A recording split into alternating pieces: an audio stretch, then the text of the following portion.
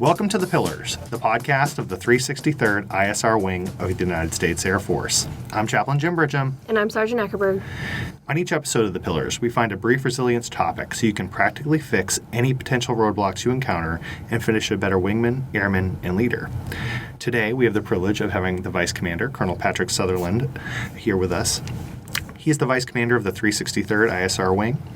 He leads 1,400 active duty and 1,700 Air Reserve component personnel, conducting all-source intelligence analysis, targeting operations, and special operations ISR. He's done a number of things in his career, and today we're going to ask him some questions about how he does resiliency for himself, how he leads, and who he is as a person. Sergeant Ackerberg. So yes, thank you for joining us today, sir. Well, thanks for having me. It's actually my privilege to be here. You guys have become somewhat of a celebrity across the Air Force, I think, but really also in my own home. So I can't wait. I can't wait for my kids to hear this and critique my performance today. So give a shout out, right? Yeah. All right, kids, when you hear this, go easy on your old man. Yeah, all right. So we'd love to kind of get an idea a little bit about who you are as a person, sir. So anything you'd like to share with us in general? I know we gave you kind of official bio. Yeah. Well, so who I am as a person. So I'm a number of things. I have a number of roles in life, I think, as just about all of us do. You know, I'm a son. I'm a father. I'm a husband. I'm an airman. But I was a military brat, Air Force brat growing up. But I spent most of my time in Texas, and then came on active duty right after college, and met my wife in my second assignment, and we now have 3 kids, and she definitely is the better half. For those of you that know her, that's a pretty easy conclusion to come to when you meet us. She is definitely the better half. Things that are most important to me: faith, family, freedom. Awesome. Keep it in that order, and that has not steered us wrong. So. Awesome. So what were your thoughts when you were selected to be the vice commander of this brand new wing? Well, first of all, it was a huge honor to get selected. The second thing was I realized, man, I got a lot to learn. I have a ton to learn. And as I started learning more about what this wing does, who it is, where it came from, it just became obvious. I had more to learn. So it was good news to get selected for this assignment. Number one, because I love being as close to the mission and to the airmen as possible. I've been very fortunate over the last several assignments where the Air Force could have sent me to any number of assignments, but for some reason I continue to get to do jobs that is close to mission and airmen. So as long as we can keep that going, I think that's a good streak. Okay, so for all those high rankings, wink, wink, if you'd like to keep working with the airmen. Yeah, but just a huge honor and a privilege. Awesome. What makes our wing unique? Oh, man. I'm not sure we have enough time on the podcast, but I'll throw this out there. So the diversity of our wing can be seen by some as maybe a challenge, but I think it's a strength. So every day we are thinking about the mission areas of Special Ops, SOF ISR. We're thinking about analysis. We're thinking about targeting, and we're thinking about advanced testing and training. So that is a broad mission set to have in one wing. So I think first and foremost, what makes our wing unique is the breadth that we have. We're also geographically separated. So we have locations all across the world, spanning from Japan to England, and spots in between in the CONUS. So that provides some coordination challenges, but in that regard, again, there are some opportunities because we get to see perspectives that an organization that is confined to just one locale, one base, doesn't get those. So I think it's a strength. Now, in light of that, the geographically separated nature of the wing, which is part of the reason we started this podcast, was to reach all of our folks all over the world, different time zones, etc. The approach to resiliency can be unique and normal, not necessarily that we aren't normal. I think maybe we're above average is a good way to say that. But a wing is generally located at one base, with some exceptions and some notable ones at that. In this case, how do we run resilience through Project Strong at our wing? So, really, I'm going to turn this back around and compliment you guys. So when I showed up, trying to figure out which way is up and learn all this stuff about our mission areas and where we're located and all the initiatives going on, I got to tell you, one of the, if not the top bright spot walking in was your team, the Airman Resiliency Team. And I, believe it or not, I had seen an AFN commercial in my previous job. I was in the dining facility there in Qatar, and I saw this story about this team that was on iTunes and doing this podcast thing, and I thought, oh, that's kind of cool. Little did I know I would be getting that job to be the vice wing commander, and then and certainly never imagined you guys would have the audacity to extend an invitation to interview me.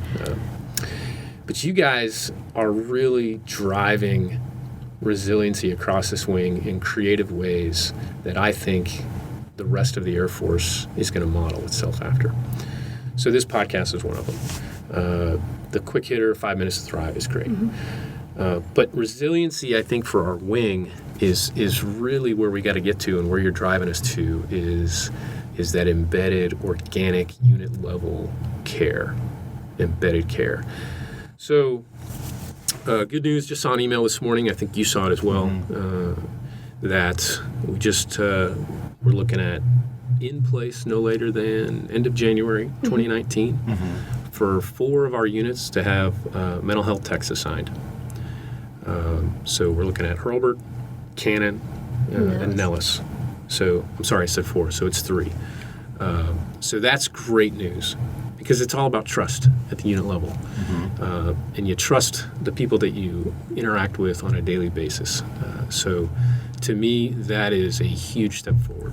A couple of other things that you guys have led is along the same lines. It's that trust that's built at the unit level. So putting in some social workers. Right now we're trying to get social workers at about 7 of our sites. So that's in process, work in process. So fingers crossed that we'll be able to make that happen. Yes, sir. And then just you guys have brought such an energy to airman resiliency. So I can't thank you enough. Thanks, sir. This probably wasn't designed to be a big pat on your back session, but I got it. I have the mic. Literally, I have the mic now. So I'm gonna say thank you. You guys are the unsung heroes. Well, and you may have heard some breaking glass in the background for those listening. That we're just breaking glass, literally, figuratively, everywhere. We think everyone's okay, so we'll press on. So for resilience, personally, we all have things we do in ourselves, do in our own time. That's fitness activities, meditation, mindfulness, journaling, things we eat, or in this case, drink. So what are some morning rituals you have that help you maintain your resilience in your day? Yeah, sure. I mentioned my family earlier. So when I get up in the morning, I'm up before they are. And if you know my wife, she loves her sleep. So I do my best to tiptoe around the house and not wake her up, not wake the kids up. So that can be a bit of a challenge some mornings. But so what I do pretty much every morning is I have to exercise in the morning. If it doesn't happen in the morning for me, it's just not going to happen. So I exercise. Most days I will spend some time just reflecting and reading for at least a few minutes. And that sets the tone for the rest of the day. And then after I'm done exercising and cooling down, that's when I'll break out the work iPad and just check emails just to see what's transpired since the last I looked. And And while I'm doing that, I know, Chaplain, you've raised your eyebrow a few times at what I'm drinking. So I have my morning, my breakfast, and it sustains me for the first part of really over half the day. So I take out a blender and I make a smoothie. And my kids hate my smoothie, which is fine because then I get to have my smoothie. Everything else, they, I mean, it's an interesting weird shade of green and brown. Yeah. So what's in the smoothie? All right. So I put spinach in there, banana, sometimes carrots. I put in some tropical fruit, frozen tropical fruit, and I use typically pomegranate juice. Maybe a little vanilla almond milk. That's what I've got going on in there, typically. And when going back to the exercise piece, what does that look like for you on an average day? Sure. So I do some sit-ups, I do some push-ups, I do some sets. So I'll max out, and then I'll do some sets, and then I go on about a 2-mile run, and I stopped calling it a run because it's so slow. I call it a transit, so I just transit for about 2 miles. So that's awesome. And so that's really good, too. It's a good note for people listening that exercising and then that reflection in the morning, whether it's a 5-minute journal, writing things down for gratitude, that's an important part of our day. Also, exercise tends to be correlated with upper-level leadership, tends to be correlated by working out early in the morning. And you can find this out by going to any average gym, even especially base gyms. You'll notice that's the time of day people are there. It just generally shows up because most people who aspire to senior leadership don't have a lot of time at the end of the day. No offense for those of you who will email us that you work out at the end of the day, but hey, we're just letting you know that's the correlation that's present. So you asked about my morning routine, and I mentioned that I got to kind of be quiet and not wake up my wife and my family. So the other day, my daughter, she's 12, and she comes into our room, and it was like 4 a.m. And she wakes us up, and she says, "Daddy, there's a bird flying around in my room." I was like, there's not a bird flying around in your room. She's been watching a lot of Harry Potter and reading a lot of Harry Potter because she is going to go on a trip with her mom to Universal. So she's getting all ready for it. And I'm thinking to myself, she just watched a Harry Potter movie. She's, clearly seeing things. So, but I get up and I go to demonstrate my love and care for her. I get up and I go into her room and I flip the light on and I look around and shockingly, right, there's no bird in her room. So I go back to bed. So I was a little tired that morning, but I got up and I did my morning routine. And I'm at work a couple hours later. And my wife calls. And she is like short of breath, scared to death. And she says, "I think there is a bat in our house." Oh, no. I was like, oh, okay. So and she's, I wouldn't say hyperventilating, but she's on her way to hyperventilating. And so I calmly just say, here's what I'm going to do. I'm going to look up pest control options there near our house, and let me look that up for you real quick. And of course, the NIPRNet blocks me from trying to get global security. So eventually, I was able to find a number, and I give her this number, and I said, "Call me back with any updates." And so eventually, she does get back in touch with me, and she got in touch with another different company that handles bats apparently, and so. But the challenge was she had to run our other kids to a camp, and so she's asking, "Hey, can you come home while the guy is here taking care of this?" And I said, "Okay, I can do that." So I was able to go home and cover breakaway, and so I get there, and yep, sure enough, I walk into the house, and we have some pretty high ceilings in our living room area, and so this bat is asleep, but doing the bat thing. It's stuck on a wall way up towards the ceiling, and it's about 20, maybe 25, 26 feet up ceiling, and so I'm like, well, I wonder if that bat was there while I was here this morning doing my morning routine. So the guy shows up. He brings in his 24-foot ladder, and he gets up there, and secures the bat.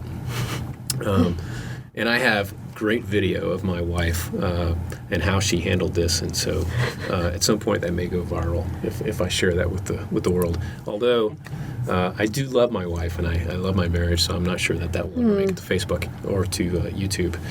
Anyway, so I'm on my way back to work, and I talked to my wife, and she's much more calm now. She's starting to breathe, and literally she launches into hysterics because now she sees a frog. A frog is now in the house. Oh my goodness! And so it was utter biblical, issues. Chaplain, help me out. Yeah, if the water turns to blood, you've got a bigger problem. It was quite the day, and so the lesson here is, I was right. There was no bird in the house. But you should always really listen, and maybe I should have looked even harder for this bird that was flying around. Thank goodness, the bat didn't do anything to my daughter as she was sleeping in her room. But we did get rid of the bat, and we figured out it probably somehow came through the chimney. And so we just got to make sure that that it was sealed up. So I think we're in better shape now. So you should always believe your children. I think the amazing part of the story isn't just tiptoeing around a bat or the whole child part of the story, but the fact that there's a bat removal company here and that this is prevalent enough. So this is funny. This guy shows up, and his name was Dan. He said, "People just call me Trapper Dan." And so Trapper Dan came in, and he said, I can't find my glove. Do you happen to have a glove? I'm like, well, yeah, I'll find you a glove. And I found him a glove. And he scales up the 24-foot ladder, and he is literally pulling the bat off of, it's like peeling a bat off of a wall. And he throws it into a pillowcase. And the bat just loses his, he goes bat. Crazy. Right? So, yeah, exactly. So and we got that on video too. But, so then, here's what we do yesterday, or Saturday. My wife is out. She comes home at noon, and we had this plan, me and the kids. So we were going to tell her that there was a bat back up in our daughter's room. And she immediately is like, "This is crazy. No way." She literally has her phone out, and she's about to call Trapper Dan again. And so I go in, and I get a pillowcase, and I have my daughter's iPod where we have teed up on YouTube the same noise that the bat made. And so my son has this little mini baseball bat, and I throw it into the pillowcase, and I put my daughter's iPod, and I turn that sound on, and I come downstairs with it, and I'm shaking it in front of her, and she's loose. She runs out that front door, and I'm chasing her with it, and I pull out the bat, and she was not happy. But it was fun, and so. Yeah, so I have to be quiet in the morning, in my morning routine, but anyway, that's typically what I do. Now I will always look up and see when I'm doing my sit-ups and my push-ups if there is any bats in my house. Just in case. It's crazy. But it's cool because he's just doing his bat thing. Yeah. So, sir, can you refresh my memory? What is your alumni? Who are you tied to? College football wise. Okay. So I am a Texas A&M Aggie. Graduated from there, and I don't know what direction this is going, but well, I have been asked to ask a very specific question, so wanted to make sure I'll PC it the best I can. But okay. So how does your resiliency come into play when your team might not do so hot all the time? Wow. So this is all right. So college football season is approaching. It's upon us, which is like the greatest time of the year for me. Amen. There. It is awesome. But okay, I'll admit it's been a rough couple decades for us. So how do I handle it? I got to tell you, it used to really, really bother me.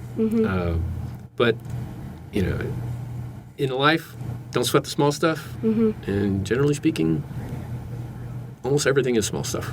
So while I'm passionate about my school and about my team, it is just a game. Now, if we're on the verge of like actually winning a championship, I may change my attitude, but that's what keeps me in check. That's awesome. So if you had to recommend for those listening ways for an airman, he's whether he or she are out at Nellis or in Japan or wherever, how to stay resilient, just a recommendation. What would be your top recommendations for them? Well, I think what you have pushed in the content that you all have pushed is all brilliant. It's great.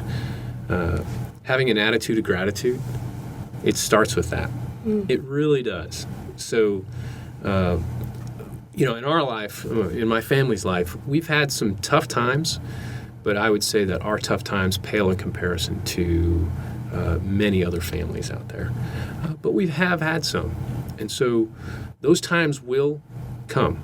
I can remember a stretch of time in 2010 where we just had a series of significant events occur in our family and an extended family that were very difficult. And so those days or those times, those seasons will happen. So if you're physically fit, if you stay working out, if you have an attitude of gratitude, you're going to be able to make it through. I think that's important because no matter what your circumstances, somebody always has it worse. Mm-hmm. Somebody always has it worse, and I've seen that in our lives. I think you got to have some trusted people in your life that you can turn to and have honest conversations, that they can help hold you accountable. That is absolutely critical. If you don't have somebody that you can talk to and it all stays bottled up, that's not good. You gotta have that inner circle. So I would recommend everything you guys are talking about here: physical fitness, attitude of gratitude, and just have a tight inner circle that you can lean on that will hold you accountable and be honest with each other. That's awesome. Yeah. Any last asks, any other comments you'd like to make before we end? So I would just like to say to the airmen in our wing, it's hard to express how amazing you are. So I've had the opportunity to go around to several of our units. Unfortunately, I have not made it out to all of our units. But it is inspiring to go out and see what our airmen are doing. It is incredible. And I know you guys get to go on the road every so often, and you know what I'm talking about. Mm-hmm. So my concern is that often it'll come across as lip service, as just talking points. But really, I am so impressed and proud with what our airmen are doing. It is mind-blowing. Everything from executing the day-to-day mission to responding in a big way on how to transform our organization for the digital age. It is incredible. So I just want to say thanks. It is very impressive. So that's for all the airmen in the wing. We couldn't be more proud and thank you enough. That's awesome. Yeah. Well, we want to thank you for listening to The Pillars, the podcast of the 363rd ISR Wing of the United States Air Force. I'm Chaplain Jim Bridgham. I'm Sergeant Ackerberg.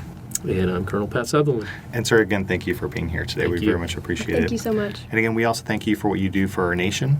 And if you need us, please reach out to us in the global address list or hopefully our forthcoming Twitter account. And we just hope you have a great day.